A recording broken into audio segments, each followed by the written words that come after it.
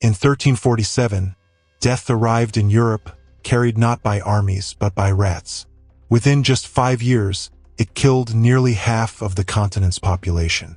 But from that unimaginable horror, something unexpected was born. The world we now call modern Europe.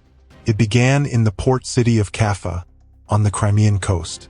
Genoese traders brought their ships home to Messina, Italy, carrying not only silk and spices, but the Yersinia pestis bacteria, hidden in the blood of black rats and the bites of fleas. By 1348, the Black Death, the deadliest pandemic in recorded history, had reached France, England, Spain, and eventually the Holy Roman Empire. No wall, no faith, no king could stop it. People died in their homes, in the streets, in churches where they begged for mercy.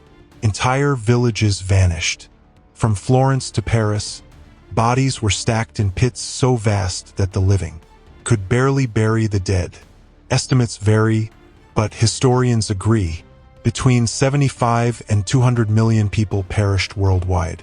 Europe lost between 1/3 and 1/2 of its population.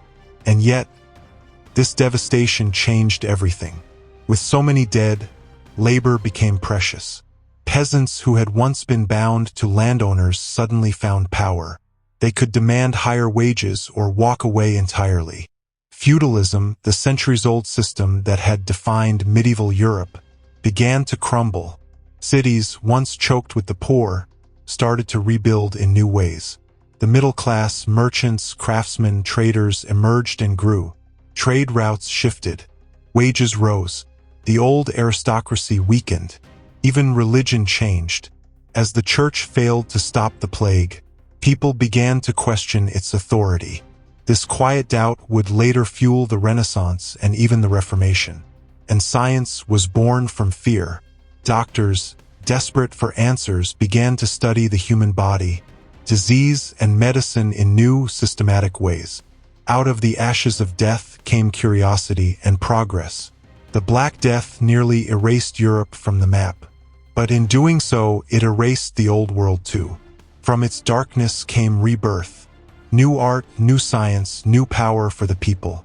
It was the most terrifying tragedy in human history, and yet it built the world we live in today. Number 2. The Viking funeral that shocked Arab travelers. In the 10th century, an Arab diplomat watched a funeral so brutal, so unlike anything his world had ever seen. He could barely write about it. It was a Viking ritual of fire, sacrifice, and the afterlife. The year was 922 AD. The diplomat was Ahmad Ibn Fadlan, a member of a mission sent by the Abbasid Caliph of Baghdad to the lands of the Volga Bulgars. There, along the icy banks of the Volga River, he encountered a group of Rus Vikings, traders and warriors from Scandinavia.